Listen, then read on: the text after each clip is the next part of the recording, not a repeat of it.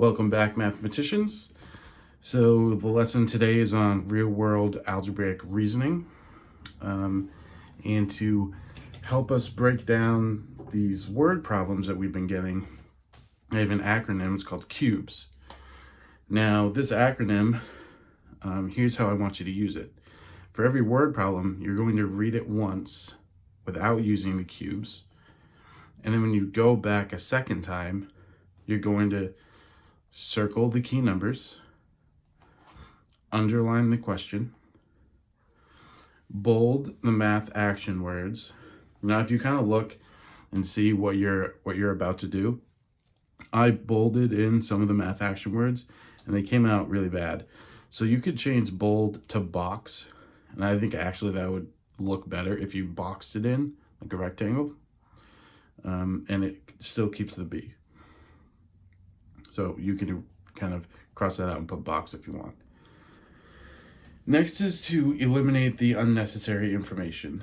So unnecessary information can be like, after we read this first problem here, we learn about Aaron and Barry.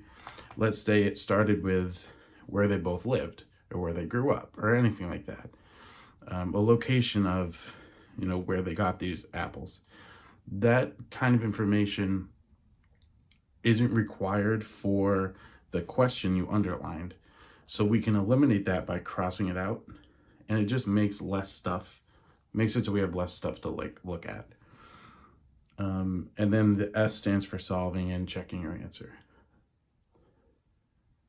So that's cubes.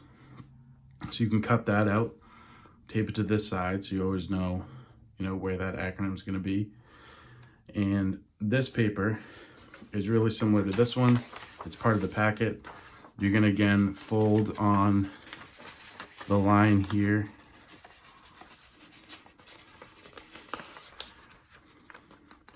Right, cut off the edge, and then you'll see I didn't make lines for you to cut into, okay, but you're going to cut them so that we can flip it open and solve each problem on the inside with a question on the outside.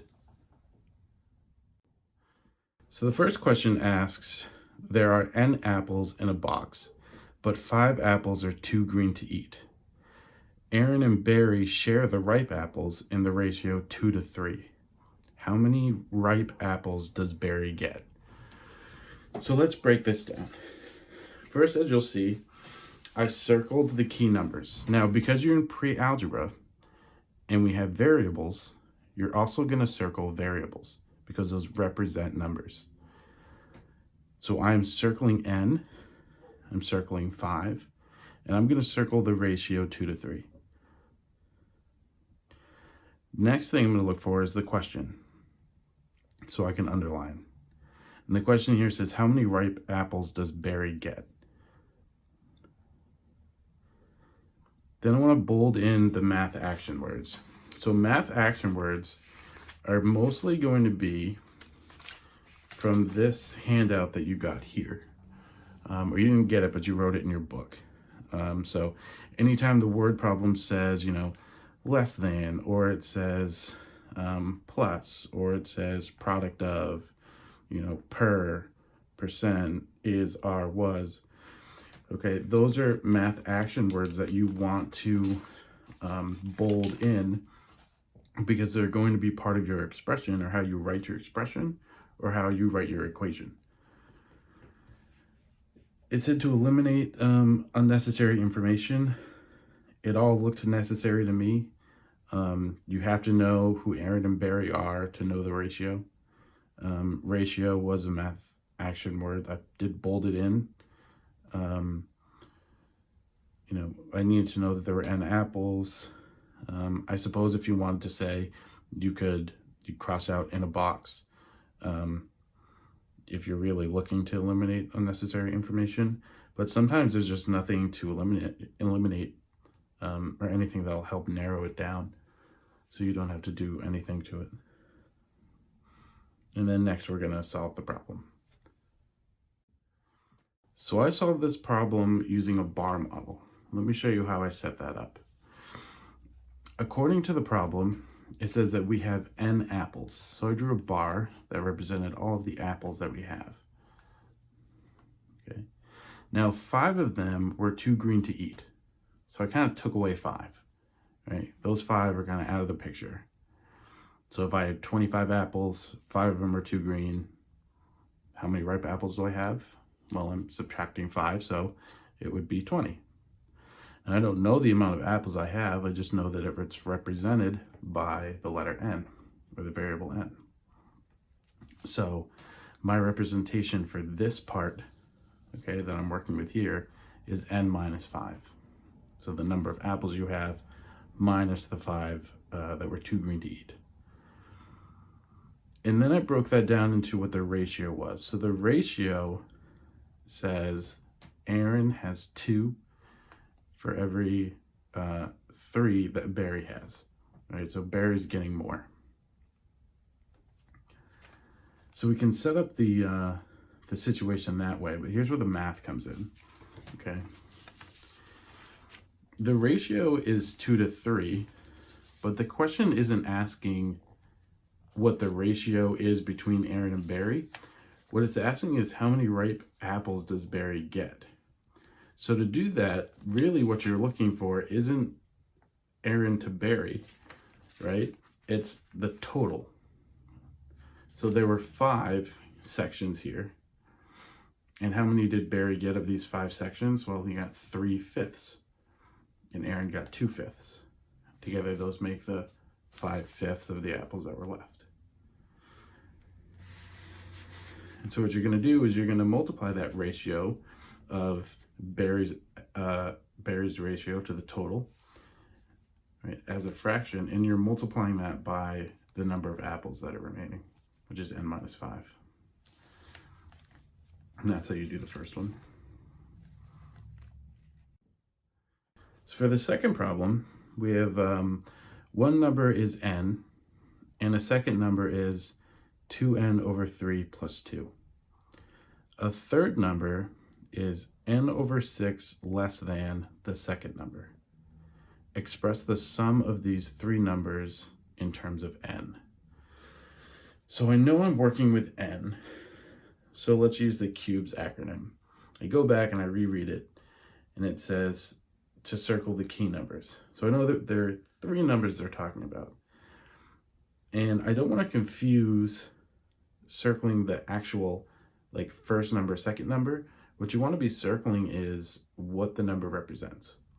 So I'm not going to circle here the number 1. I'm going to circle n because that's my first number. It's represented by n. The second number is represented by 2n over 3 plus 2. So I would circle that. The third number is n over 6 less than the second number. So in this case, I needed all that information to show that this is the third number. And I can bold in, or you could have boxed in, the math action word less than. And then lastly, they want you to express the sum of the 3 numbers in terms of n. So when you're expressing the sum, right, that is a math action word because you're going to be adding. Sum means addition.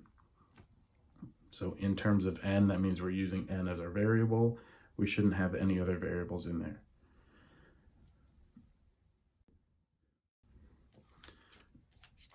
To solve this one, what I did was I separated each number. So I said the first number was n. The second number is 2/3 n plus 2. And then lastly, the third number is the second number, which was represented by 2n over 3 plus 2. And then n over 6 less than that. Remember, less than is past tense, so it means it goes at the end. So I'm taking the second number and I'm taking away n over 6. And what that looks like when you start to solve it is we first take the sum of all 3 of those. So we have our first number, n, and we're adding the second number, 2/3 n plus 2. And then we're adding the third number, which was 2/3 n plus 2 minus 1/6 n. And then you want to simplify. So you want to simplify whenever you're given an expression and you can combine like terms. So you're always going to want to simplify. In this case, I have terms with n and I have terms with no variables. Those are my different like terms. So I need to add 2/3 and 2/3 and subtract 1/6. So I need a common denominator. In this case, that's going to be 6. Right? Multiples of 2 multiples of 3 and 6, and you can consider 1 would be 6. That's the least they have in common. So this becomes 6 over 6n. This becomes 4 over 6n, another 4 over 6n, and I'm taking away 1 over 6n. And then when I combine this addition 2 and addition 2, I get plus 4. And to finish it off, we've got 6 plus 4 is 10, plus 4 is 14, minus 1 is 13. So we have 13/6 n plus 4. And at this point, from kind of here on out, I want you to start leaving it as improper fractions instead of mixed numbers, unless it specifically says use a mixed number. The reason is improper fractions are going to be important for things like slope. And those are things we're going to be getting into in the next unit. So when you see an improper fraction, the numerator means something, the denominator means something different. And when you have a mixed number, you can't really see that, so you'd have to go backwards and change it to an improper fraction, and it actually makes it to be more work. So that's a final answer for number 2. So setting up the third and the final one, there are an equal number of boys and girls in a group of 80 children. Within the group, P% of the boys and Q% of the girls wear glasses.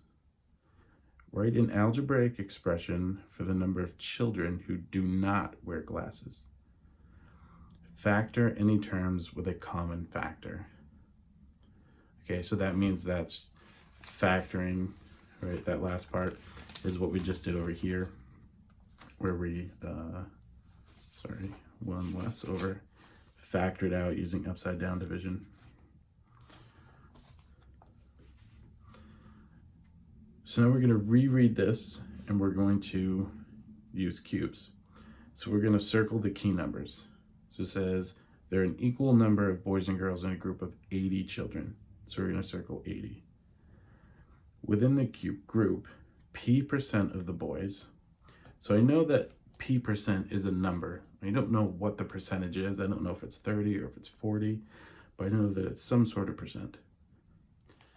Same thing with Q, some sort of percent. So those are numbers that I don't know, but I'm going to have to use. So I want to circle those. And those children wear glasses. And then we underline the question. And the question is, write an algebraic expression for the number of children who do not wear glasses. So that's an important distinction because the information we have is the amount of children who do wear glasses. And what they're asking is the amount of children that do not wear glasses.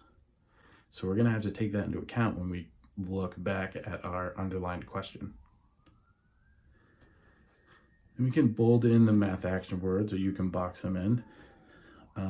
The ones I saw here were equal, factor, and I didn't see any other ones. So after we've underlined the question, we've bolded in the math action words. We can eliminate any unnecessary information. I didn't see anything that was unnecessary. You do need to know that there are 80 children because we have information about the boys and the girls. So I skipped that part and nothing to cross off, and then we solve and check.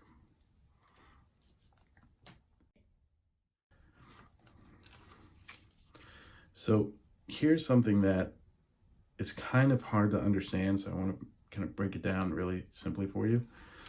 When it says P%, here's how you're actually using that. If you were to write 40% as a fraction, right, that would be 40 over 100, right? 75% as a fraction, 75 over 100, right? But if you don't know what that percentage is, you just know that it's a variable, what you're really doing is you're saying it's P over 100 or Q over 100, because it could be 40, it could be 75. We don't really know. But by doing this, we have a number that we can use with P% of the boys and Q% of the girls. So that's what we've done here. So Q% to be represented as an expression is, Q% here, yeah, Q over 100, which is then 0.01 Q, right? 1/100th Q. And the same thing with P. P is P over 100 or 1/100th P. And now we're going to use that information to solve our problem. If we look back at that first part of the information, it says that there are equal number of boys and girls in the group of 80 children.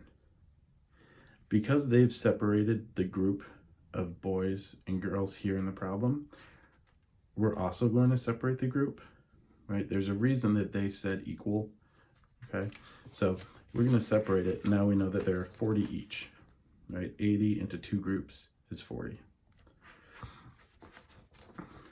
To represent the amount of boys that wear glasses, we take the percentage of the boys that are there, right? And we find that by multiplying, well, what percent times the amount of students that are there. And when you do 0.01 Q times 40, you get 0.4 Q. And the same thing with girls wearing glasses. So girls is represented by 0.01 P. We multiply that by 40, you get 0.4 P.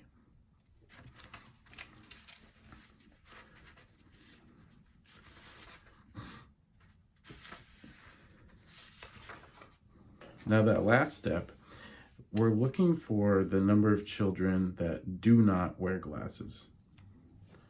Okay, so it's not the representation of the students that do wear glasses, because then I'd just be adding up these two values, right, and giving that an expression. But it's the amount that don't. So I have to take the total, which was 80 students, and subtract the percentage of boys and the percentage of girls.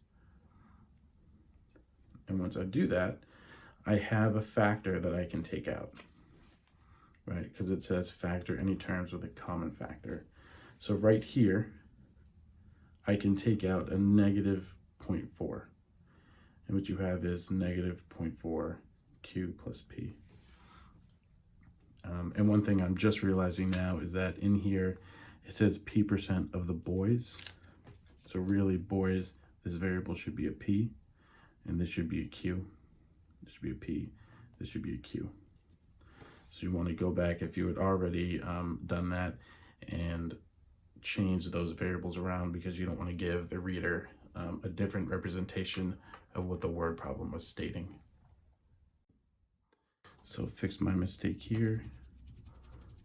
Boys are represented with the P.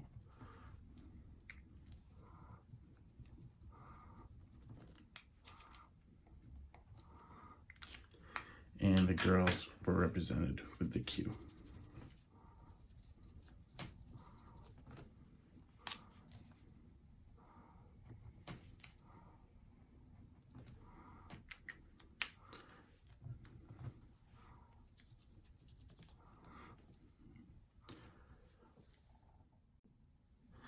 Now down here, it doesn't really make a difference because they're both the same value. But you can change it if you want. You can make this into a P.